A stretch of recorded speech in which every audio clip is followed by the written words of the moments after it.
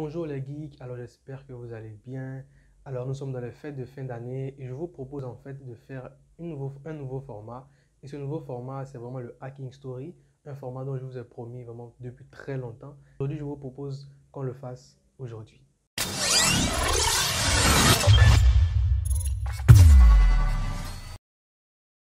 Qu'est-ce que le Hacking Story? Pour aller très rapidement, le Hacking Story, c'est je raconte une histoire et je fais la démonstration. Donc je raconte une histoire qui est vraiment dans laquelle il y a du piratage, il y a quelqu'un qui se fait hacker ou qui se fait pirater. Et moi, je fais la démonstration en fait de la technique que l'attaquant a utilisée pour avoir la victime. Donc c'est parti tout de suite. L'histoire que je vous raconte aujourd'hui, c'est celle de Grace. Alors, Grace est une élève en classe de 3e en France. Elle est vraiment pas mal dans les matières littéraires, mais elle ne s'en sort pas du tout dans les matières scientifiques, notamment en mathématiques. Alors, un soir, pendant qu'elle était en train de manipuler son téléphone, de discuter avec ses amis sur Snapchat, elle reçoit un lien, donc un message, elle reçoit un lien de téléchargement vers une application. Donc, elle clique sur le lien de téléchargement, elle télécharge une application parce que l'application avait pour nom résolution des devoirs de maths. Donc, elle pensait qu'elle avait vraiment réussi son année en mathématiques, elle avait vraiment réussi avec tous ses contrôles, tous ses devoirs, etc. Mais ce qu'elle ne savait pas, c'est que dans le contenu de cette application-là, il y avait des charges utiles, des payloads, des choses qu'on va voir peut-être dans la démonstration. Mais allez rapidement avec l'histoire. Et donc, elle installe l'application, elle se rend compte en fait que c'est une arnaque, il n'y a vraiment rien de résolution de devoir de maths. Donc, elle tente de désinstaller l'application, mais malheureusement pour elle, l'application a disparu de son téléphone. Donc, elle croit en fait que, pof, c'est rien, c'est quelque chose de passager, donc elle n'y prête pas vraiment attention. Et un soir, elle était en train de se laver, elle était en train de se doucher, et elle a mis la musique de son téléphone, donc elle se lavait avec la musique de son téléphone. Donc, lorsqu'elle a fini de se doucher, elle va récupérer son téléphone et ce qu'elle ne savait pas, c'est que l'attaquant avait fait des captures de sa poitrine vu que son téléphone était, la face de son téléphone était sur le lavabo. Donc, elle a pris son téléphone et la caméra arrière a servi à l'attaquant de prendre des photos de son visage, de sa poitrine, etc. Et ces photos-ci sont retrouvées sur plusieurs forums de l'école et pendant presque toute l'année scolaire, elle a été vraiment harcelée, ses camarades se moquaient d'elle, etc. Et ses parents ont décidé de la faire carrément changer d'école. Alors, c'était là l'histoire de Grace. C'est vraiment une histoire pas très longue, vraiment assez de choses ont eu lieu dans sa vie. Je n'imagine pas ce qu'elle a vécu. Mais si elle nous raconte l'histoire, je suppose qu'elle va très bien maintenant. Mais nous, ce qu'on va faire, c'est de reproduire la technique. Alors, avant de commencer la pratique, on va d'abord définir les termes de base pour les débutants. Mais si vous connaissez déjà cette définition-là, vous pouvez carrément passer cette étape. Alors, on va définir déjà qu'est-ce qu'un exploit. Alors, un exploit est le moyen par lequel un attaquant ou un pentester en l'occurrence profite d'un défaut dans un système ou dans une application ou dans un service. Alors, un attaquant utilise un exploit pour attaquer un système de façon à lui faire produire un certain résultat que le développeur n'avait pas envisagé. Donc, on va avancer un peu rapidement. Vous pouvez carrément mettre pause sur la vidéo pour pouvoir avoir le temps de lire toutes les définitions. Mais ici, on va définir aussi qu'est-ce qu'un payload. Alors, un payload, je vais définir ici d'abord préciser plutôt que ce PDF est assez long, mais j'ai juste collé en fait les définitions afin qu'on puisse aller rapidement. Bref, un payload est un code que nous voulons faire exécuter par le système et qui sera sélectionné et délivré par le framework. Par exemple, un reverse shell, un payload qui crée en fait une connexion depuis la cible vers l'attaquant, tel qu'une invite de commande Windows, donc voir le chapitre 5 du PDF, il est vraiment très volumineux. Alors qu'un bin shell par exemple est un payload qui attache une invite de commande à l'écoute d'un port sur la machine cible afin que l'attaquant puisse se connecter. Donc un payload peut être également quelque chose aussi de vraiment très simple que les commandes à exécuter sur la machine cible. Alors, ces deux définitions-là, vraiment, nous vont, sont extrêmement suffisantes en fait pour suivre le tutoriel que je vais faire après. Alors, on va débuter la démo.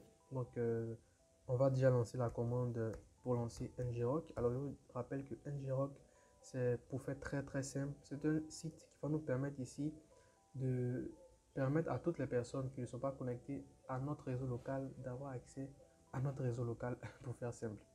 Donc, il fait juste un transfert de protocole. Et la technique que nous utilisons ici dans le hacking Android, par exemple, on vous demandait que le téléphone Android devait être dans le même réseau que l'ordinateur de l'attaquant ou bien la machine cible devait être dans le même réseau. Mais avec ngrok, la personne peut ne pas être dans le même réseau forcément et c'est vraiment le cas de Grace. Voilà pourquoi j'ai dit on va reproduire textuellement la technique que l'attaquant a eu à employer ici.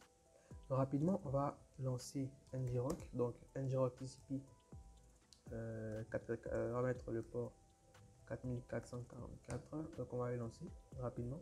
Donc là, ce qui va se passer, c'est que ngrok va nous créer une session et il va nous ici nous générer un host avec le protocole TCP, donc transfert contrôle protocole, avec ici un port.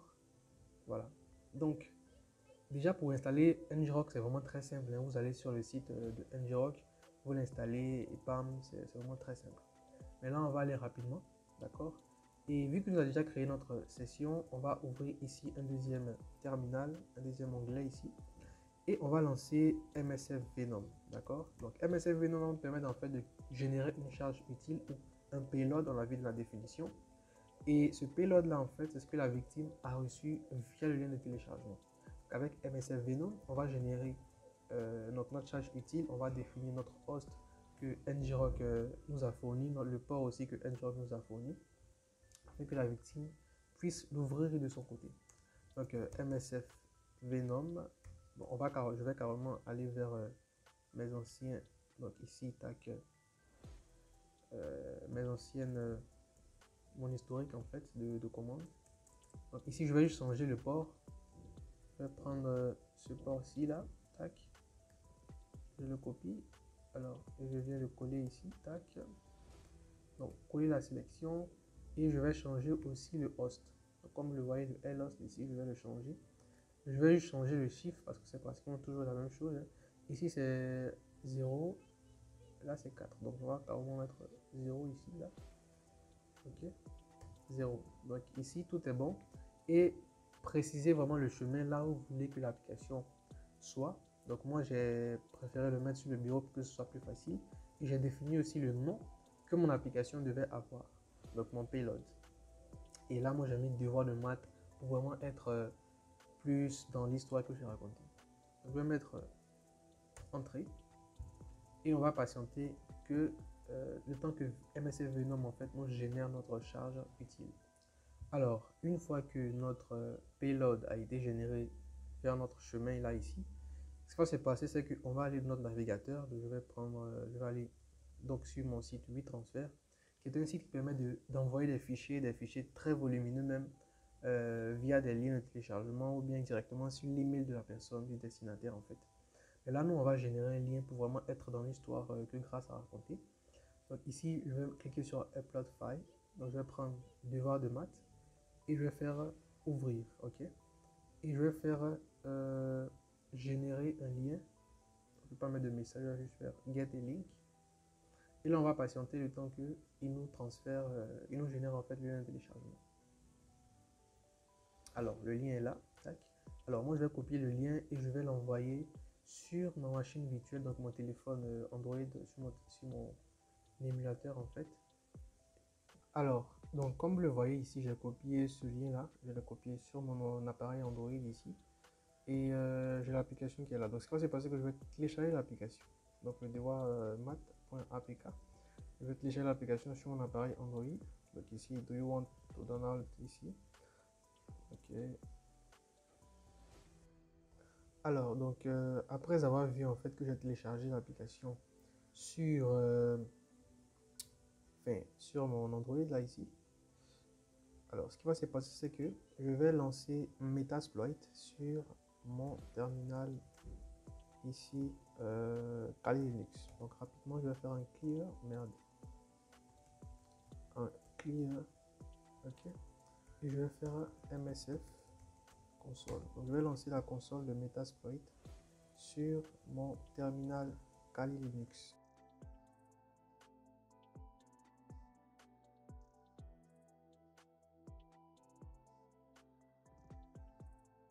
Alors, donc la console de Metasploit a été lancée.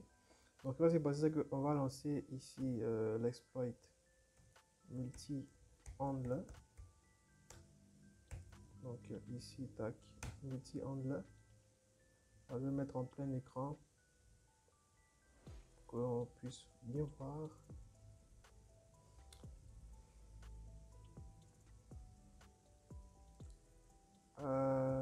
Ok, donc je vais mettre non. Je pense que j'ai fait une erreur au niveau de la syntaxe peut-être.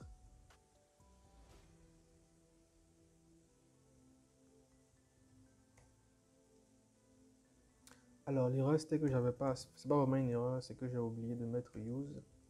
Donc use multi handler ici, c'est comme ça. Multi handler, ok. Et je vais faire entrer.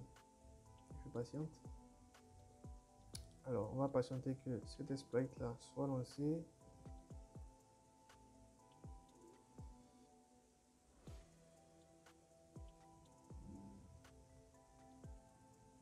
Alors, une fois que Metasploit a lancé cet exploit, on va lancer maintenant notre payload, mais je vais juste remonter l'historique de mes commandes afin de... voilà, je vais prendre celui-ci. Donc, set payload Android interpreter reverse TCP. Voilà, donc à partir de là, vraiment, je vous encourage à regarder très attentivement. Donc, ici, je vais faire un set lhost, ok, et je vais mettre en fait l'host qui nous avait été généré par... et donc, ici, ngrok. Donc, je vais copier cet host là. Et je fais ici copier la sélection. Et je reviens sur mon terminal, ok, ma console Metasploit. Et je fais coller la sélection. Et je fais entrer, ok. Je fais set lport. Alors, remarquez très bien le port qu'on va utiliser ici. Ce n'est pas le port qui a été généré avec le lien de transfert de ngrok, mais c'est plutôt notre port de localhost là ici. Et on va faire copier la sélection. Ici, un petit espace et coller la sélection et on va faire entrer, ok. Et avant de lancer notre exploit, on va déjà quitter en full screen. Je vais venir sur mon téléphone là ici, ok. Et je vais installer maintenant notre fameuse application, notre fameux payload, fameux payload que nous avons généré. Donc, quelques instants pour que je puisse installer ça rapidement. Alors là, je vais installer rapidement notre application et je vais cliquer sur Install ici, ok. Donc on installe rapidement notre application, ça va pas vraiment tarder. Et après l'installation, on va ouvrir l'application et je vais vous faire remarquer quelque chose de vraiment fascinant. Ici maintenant, ce qu'on va faire, c'est qu'on va retourner sur notre session ngrok et on va cliquer sur Open, ok. Remarquez très bien ce qui se passe ici. L'application nous demande d'avoir, l'application veut avoir accès à notre localisation à notre téléphone, à nos SMS, à notre microphone, à notre contact, à notre caméra, à notre nos dossiers, nos médias, etc. Donc, nous, on va faire continue. Je suppose que ce que Grace a eu à faire. Donc, nous, on va faire continue. Et voilà. Donc, ici, on va faire juste OK. OK. Et on va carrément sortir notre répertoire téléchargement là, ok. Et on va ici, on va cliquer sur notre application comme si on veut l'ouvrir. Donc là, on remarque qu'on ne peut pas ouvrir l'application, mais l'application reste toujours là dans notre téléphone. Alors, normalement ici, vous avez vu une ouverture. Normalement, il y a le chiffre 1 qui s'était affiché. Là, je ne sais pas pourquoi, il est passé à 0. Je vais rouvrir l'application pour voir. Alors, de toute façon, je pense que ça va se stabiliser plus tard. Bref, ce n'est pas important. Ce qu'on veut, c'est qu'on veut lancer l'exploit. Donc, je vais faire exploit ici. OK. Exploit. Donc, ici, l'interpréteur sera lancé. Et on pourra faire tout ce qu'on veut sur le téléphone en arrière-plan. C'est ça qui est vraiment génial dans cette technique-là.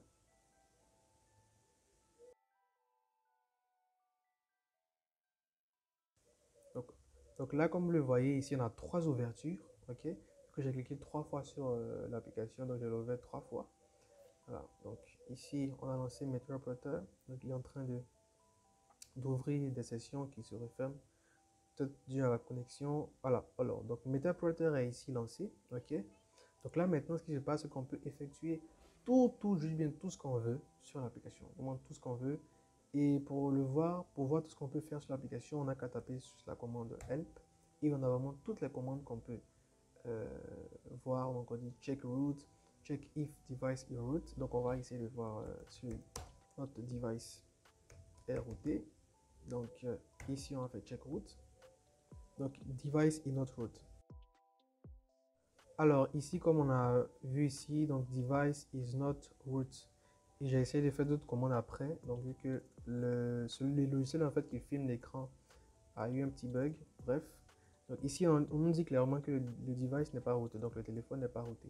Comme j'ai dit dans l'histoire, comme là, elle a raconté, elle a dit que à un moment donné, elle ne voyait plus l'icône de l'application.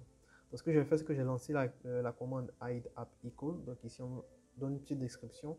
Donc, hide the app icon from the launcher. Donc ici, ça veut dire qu'elle ne pourra plus en fait voir l'application sur le launcher, donc sur carrément son téléphone. Donc ici, j'ai lancé donc ici l'application, donc la commande plutôt, hide app icon. Et ici, on nous dit activity main activity was hidden.